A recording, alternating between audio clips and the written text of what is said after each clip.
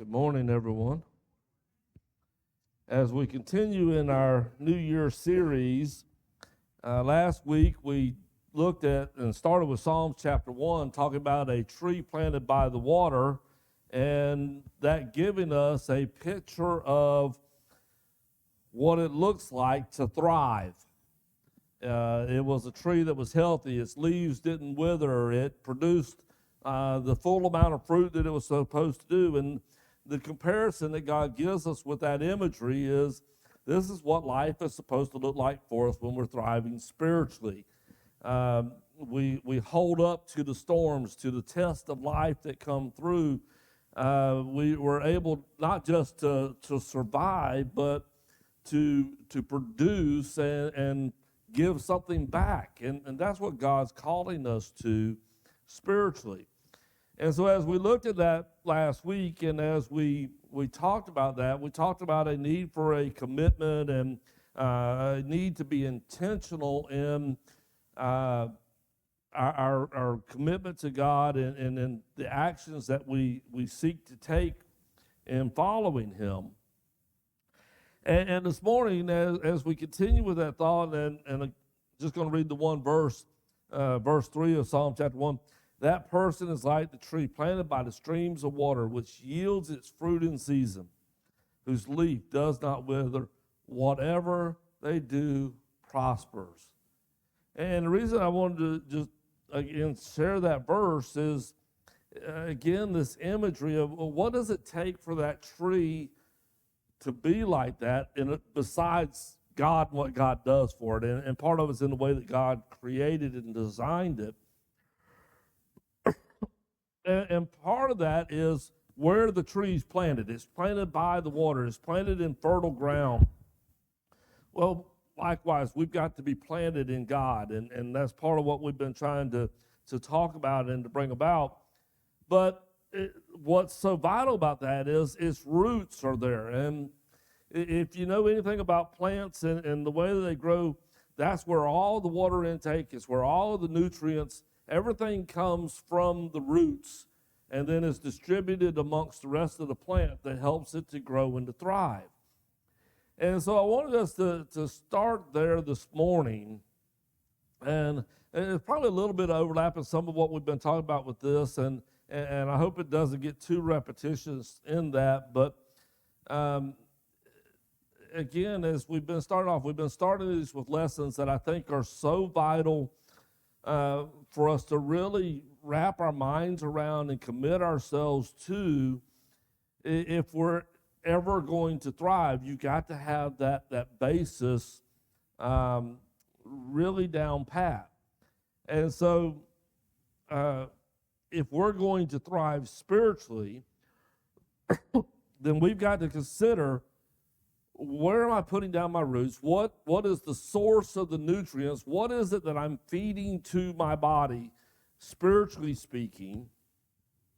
And the reality is there are a lot of comparisons between how we feed ourselves spiritually and how we feed ourselves physically. And like any growing body, it requires food. It requires nutrient. It requires something, some sustenance, in order for it to grow and be healthy and to thrive. And that's just as true about our spiritual lives as it is about these physical bodies. And where we begin with that is there has to be a craving. We've got to desire food. In Matthew chapter 5, verse 6, Jesus, as he was giving his first series sermon that is recorded for us, Sermon on the Mount, he says, "Blessed are those who hunger and thirst for righteousness, for they will be filled." The way that Jesus words that, blessed are those who hunger and thirst for righteousness. He's talking about a craving. Not just being hungry, but specifically for righteousness. I can't get enough of it. I want more of it. I recognize when I'm not getting it and that I need to take steps to get more of it. The same thing that happens usually with our bodies. Everybody knows I like to eat. I like to eat regular. My body lets me know when I start going past one of its normal meal times. I'm not a person that has ever done a lot of intentional fasting. And my body reminds me of that. It would probably do me some good. But anyway, my body craves food. Now, when we start talking about craving food, sometimes we think of craving specific foods. I don't know it, but we all have different things that we like, and our wives, when they're pregnant, they usually have sometimes some weird cravings of things that they want during those times. But God says, you need this desire. You need to understand that you've got to have this intake. These days, as people are trying to do some dieting, there's a lot of medicines that are being used right now, and those medicines are killing the craving for food. And I'm not a doctor, so I'm not giving medical advice, but it doesn't seem the healthiest way to me to just skip meal after meal because you've taken some medicine that makes you not crave food. Your body still has to have a certain amount and things to work the way God designed it. I mentioned that because sometimes we kind of put ourselves on these spiritual diets to where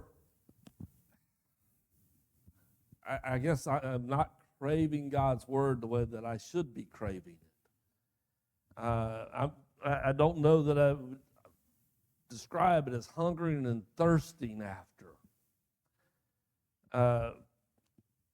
That's where we need to be. We need to be where we, even as Jesus says, we'll be filled. I'm filled so that I realize I want more of it.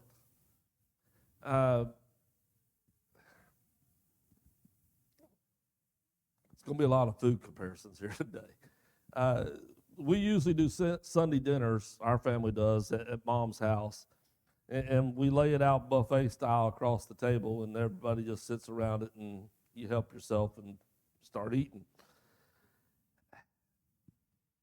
And every week there's something that you just, that one thing that sort of catches your flavor.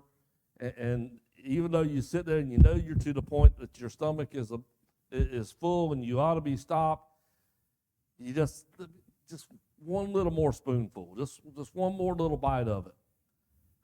Usually there's more than one of those things, and so you end up bouncing back and forth between them till you really, but my point is that's the way we need to be with righteousness, with God's word. Even though I'm full, give me some more of it. And that's what I'm talking about when I'm talking about craving, and it's just this desire that I need more and more of it. But as Jesus pointed out, there does need to be something specific to the craving.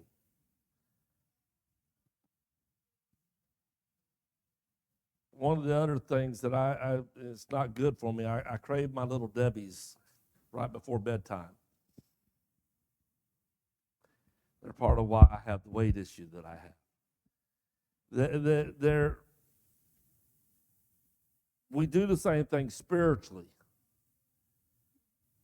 We may have this craving, but are we craving all the right things? Are we craving it from the right source? A Little Debbie might give me a quick energy buzz, but it's not something that really makes me have the best thriving body that I can have. Sorry for all the imagery this morning, but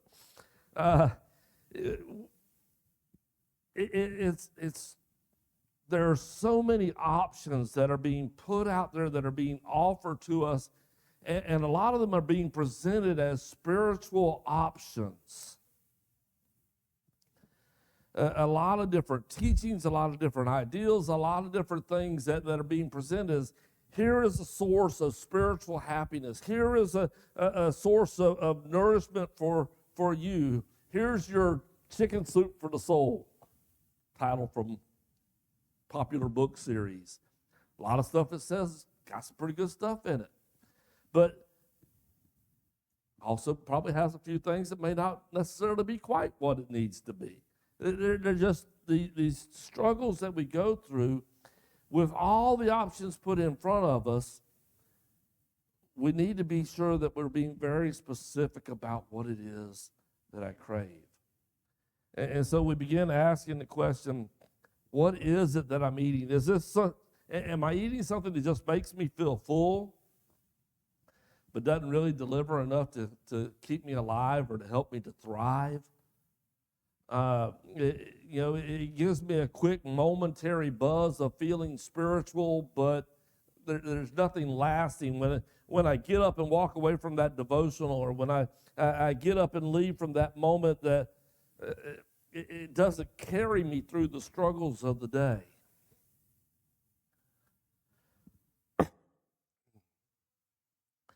When determining what our spiritual diet will be, we've got to first determine that it's going to be based on the truth. And this comes back to we've got to be intentional. We've got to be committed to this. Paul tells the Ephesians in Ephesians chapter 4, verse 15, that growth comes as part of the process of being told the truth in love. He says, instead, speaking the truth in love, we will grow to become, in every respect, the mature body of him who is the head, that is Christ. Now, if we're thinking about what a healthy, thriving, spiritual person looks like, the imagery is Christ, right? We read about Jesus in the gospel accounts. He was in tune with God. He is God, so that makes sense. But he took on the form of man with all of its weaknesses of the flesh that challenged him in maintaining that, and yet he maintained that spiritual nature. He had people that didn't like him. He loved them in response. He had people that sought to do him harm. He did good for them anyway. All the different things that would knock us out many times, that do knock us out many times spiritually, he faced every one of them according to the Hebrew letter. And he overcame it. It was the image of what it is to thrive in the Spirit and in the righteousness of God. And Paul says, if we learn the truth, we learn it as it's presented to us in love by God and by those who are walking with God, he says, we grow to in every respect be like Christ. I learned how to be more patient. I learned how to be more loving. I learned how to be more compassionate. I learned how, when there are moments, to overturn tables and braid whips. I began to learn when all of those moments are, how to assess them properly, how to have that righteous anger instead of just my plain old anger that causes me problems. But what we find as we begin looking at trying to find the truth is that the truth is not always easy to digest. We have, as I said, we have so many things that are presented to us, and almost always they're presented as the truth. And as a result, we've got to learn how to test each one of those things and determine what its true value is. And we've got to remember that it's not just true just because it's something that I want. One of the reasons that we have so many different denominations of religion in the world today is because people started teaching what they wanted to hear rather than what God had to say. And we have been blessed to live in a country with religious freedoms, but that religious freedom came with the ability that if I'm going to church and I don't like something that's said, I can go start my own group and I can keep all the things that I liked and I can change the parts that I didn't like.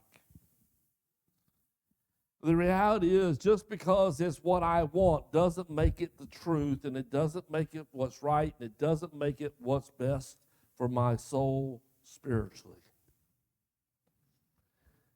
I don't always want to eat my fruits and vegetables, but I need them. They're good for me. I want junk food. I want fast food. I want that quick energy buzz. That's not always what's best for me. Something's not true just because it's what I've always been told. Other people have been wrong before. They will be again. Often it's unintentional. Sometimes they heard something that sounded right, it sounded true, it sounded good, and it was what they wanted to hear. And so they never tested it, never challenged it, and they just went with it, and they share it thinking that everything's good. And they don't mean to be wrong, they just didn't pan out.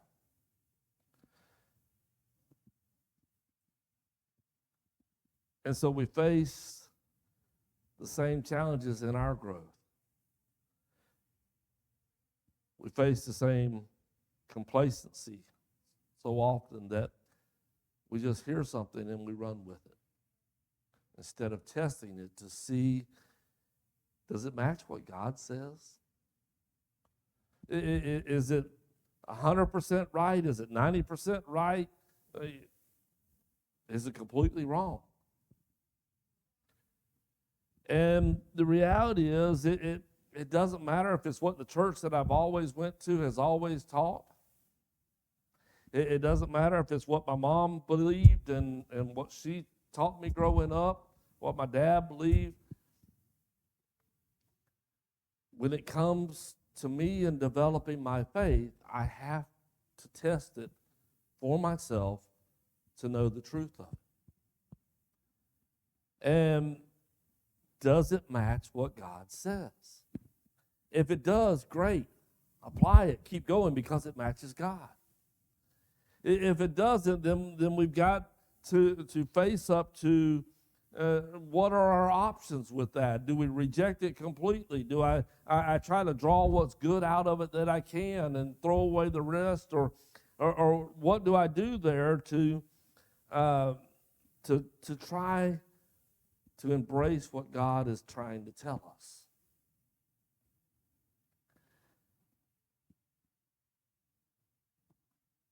I think I've shared the story. I studied with a lady some years ago who had just lost her husband. She'd grown up in a different denomination and had a different belief, different teaching about the subject of baptism. And we sat down to study, and I gave her one passage just to get us started, and that was enough to get her started. She knew how to study the Bible. She understood references and cross-references and all of that. And I gave her the first verse and asked her about it, and she started in with what she'd always been taught, what her mom had taught and her grandma had taught her.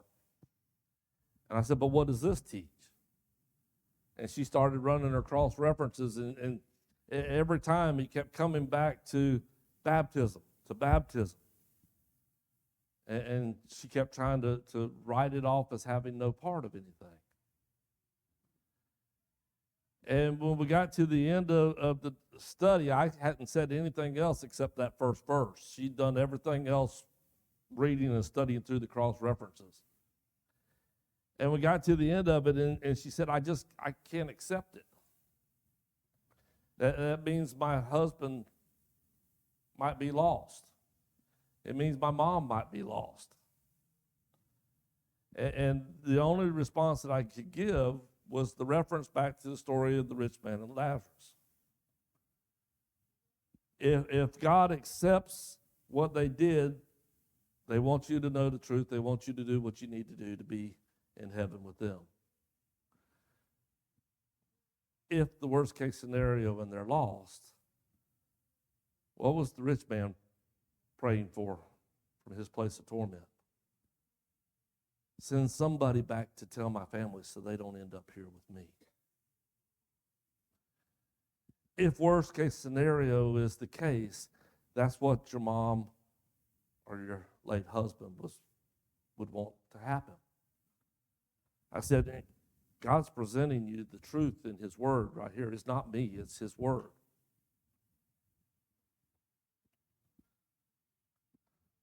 I left with a prayer and agreement to disagree.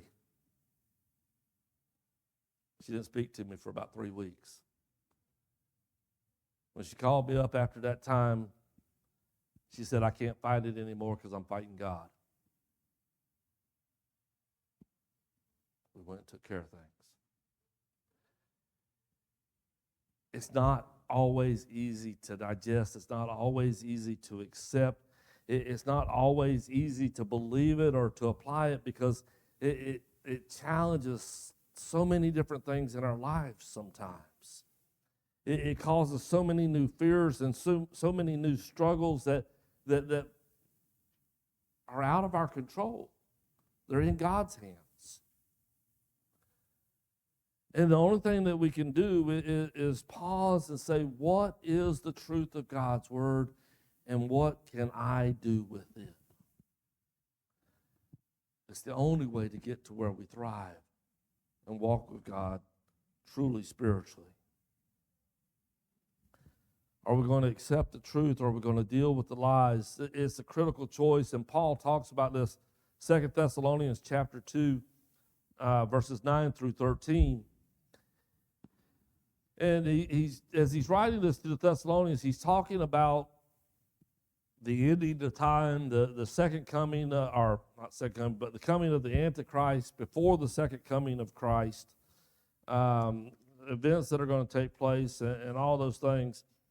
And he says there in verse 9, 2 Thessalonians chapter 2, the coming of the lawless one will be in accordance with how Satan works.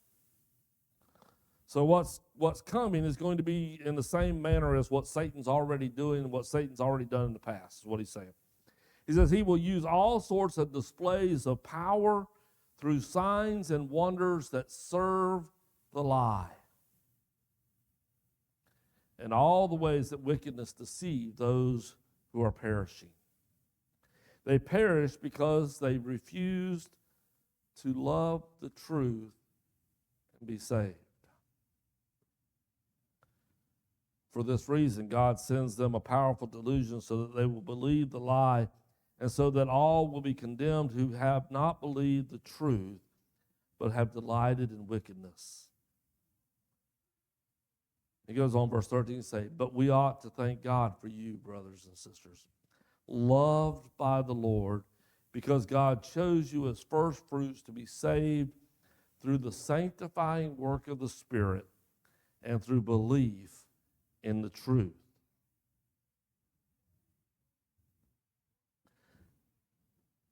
Paul says God will allow us to make the choice. Do I believe the truth or do I believe the lie? If I choose to follow the lie and ignore what God lays out in front of me, God's willing to allow us to believe it and to go off into that delusion. It's not where he wants us to be. It's not what he wants to have happen, but he created us as those free choice, free moral agents who, in order to show him our love, must choose him and his truth. salvation is found in the truth of God's word. Jesus said, John chapter 14, verse 6, I am the way, the truth, and the life, and no one comes to the Father except through me. We won't get there by the things that we want to hear, unless what we want to hear is what God has to say. We won't get there by changing and twisting things to match what we've always heard or always been told, if what we've always heard and always been told doesn't match what God said. And so John tells us, 1 John chapter 4, we've got to test the source, test the origins. 1 John chapter 4, verses 1 through 6, he says, Dear friends, do not believe every spirit, but test the spirits to see whether they are from God, because many false prophets have gone out into the world. This is how you can recognize the Spirit of God. Every spirit that acknowledges that Jesus Christ has come in the flesh is from God, but every spirit that does not acknowledge Jesus is from God is not from God. This is the spirit of the Antichrist, which you have heard is coming, and even now is already in the world. You, dear children, are from God and have overcome them, because the one who is in you is greater than the one who is in the world. They are from the world, and therefore they speak from the viewpoint of the world, and the world listens to them. We are from God. Whoever knows God listens to us, but whoever is not from God does not listen to us. This is how we recognize the spirit of truth and the spirit of falsehood.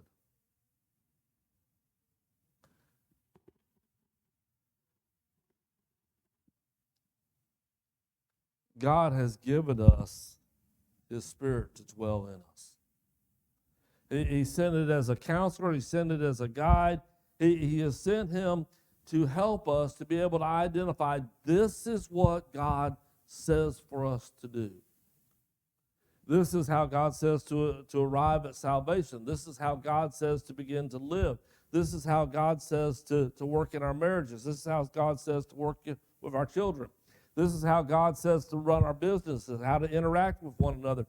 This is how God directs us to be a person who is thriving spiritually, who hungers and thirsts for righteousness and is filled because they seek the truth.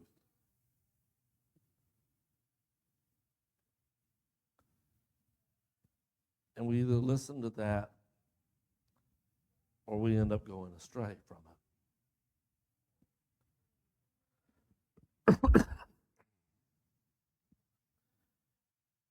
Once we begin to find the truth, to test it, to understand this is what God is saying, then I've got to hold on to that truth.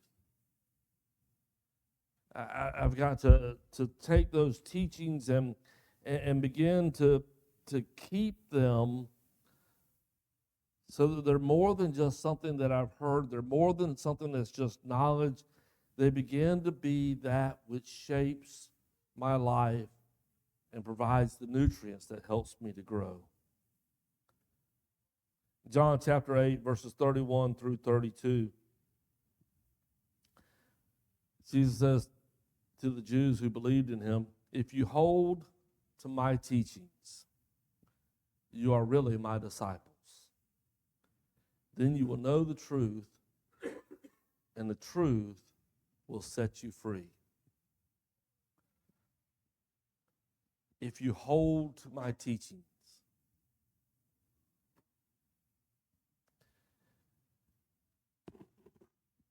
I've had the privilege to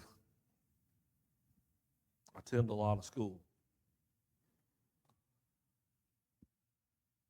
I've had a lot of teachings through the years of secular nature and of spiritual nature. A lot of it that I tested, I've come to find matched up with what God says. I had a lot that didn't.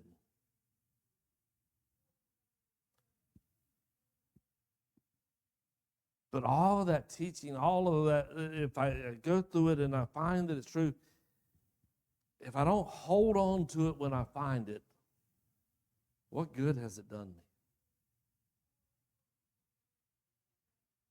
It's nothing. I can go to a doctor and I can have them tell me, okay, here's the diet that you need to be on. Diet in that here's the types of foods you need to eat. Here's the ones that you need to avoid. Here's the kind of portion size you ought to have. Here's how often you ought to be eating it, how many times a day. Here's the hour times in which you can take a nutritionist and tell you all of those different things. And they can have the plan absolutely correct. And if I hear it, and I go back home and I put that up on the refrigerator as a reminder to me, and then I reach over there to the side and I pull out that little Debbie's box, how much good did all of that truth do me? Not a bit.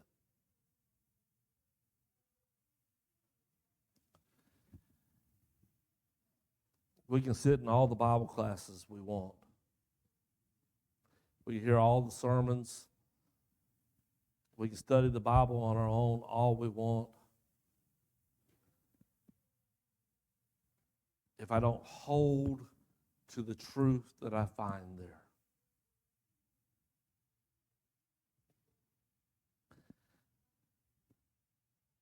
Then Jesus says there's a question about whether you're really his disciple.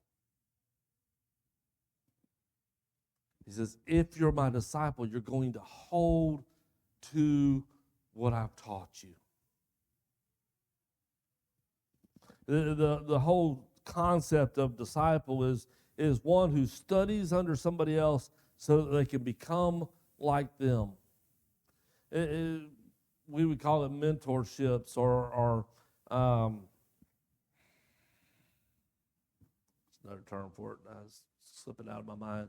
In the trade businesses, if you want to be a carpenter, you go train under a carpenter. He teaches you how to do it. If you want to be an electrician, you go train as an apprentice under an electrician, and he teaches you how to do it. If you're going to farm, you learn from a farmer. If you're going to, whatever it is, you study under that person. And they teach you how to do it. That's the concept of a disciple. Jesus says, if you're going to be my disciples, if you're going to study under me and learn how to be the spiritually thriving child of God that I am, then it's got to be put into practice. It can't just be a set of concepts that you think are good and it's just good to know them and that's okay. He says, if you're really my disciples, hold to them, practice them. And when you know that truth will set you free. Now again, that's not setting us free to then do whatever we want. It's not setting us free to eat how I please. It's setting me free from the consequences of not knowing the truth, of not living by the truth. It is setting me free from what Satan has dragged me in with his lies. And even though he's put on a good show of producing his own miracles and his own things that try to distract me and that try to lead me astray, he's had his moments where he masqueraded as the angel of light and thought he had me fooled. When I know it, yes, a spirit is coming to me, but is it God's spirit or Satan's spirit? How do I find that out? I go to God's word, I compare it. I go to what does God teach me plainly in his own words. And then I act upon it. I grab hold of it and I take it into my life and let it become who I am. As I said earlier, so many sources are presenting the are presenting the teachings of Jesus. And some get it right, some get it wrong. And that probably includes me. Don't just believe a preacher because he's a preacher. Don't just believe somebody because they're part of the same denomination that you've always been a part of. Don't believe it just because it's from a parent. Believe it because God says it.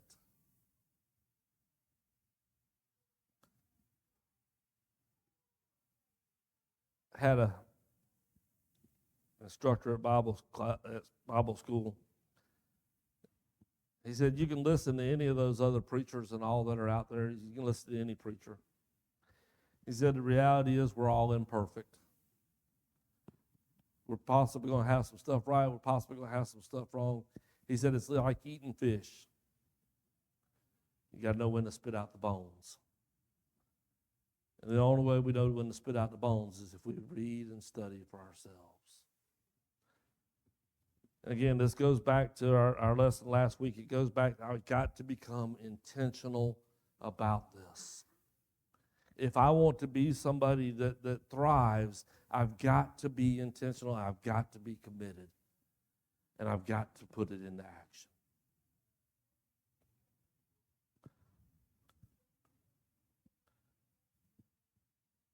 We're going to transition more to that action, that application aspect, and more next week.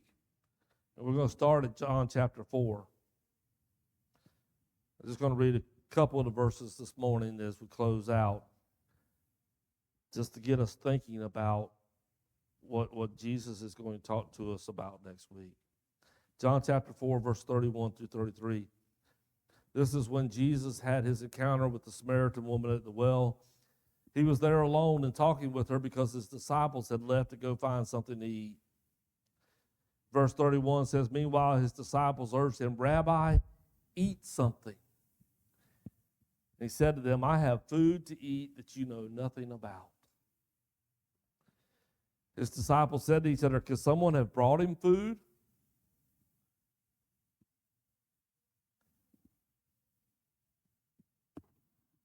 And the answer that Jesus is going to give them is what we're going to talk about next week.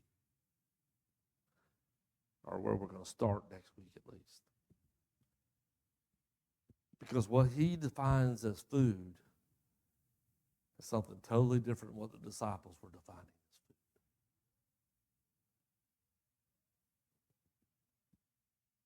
And when we're talking about our spirituality, it's a definition that we need to understand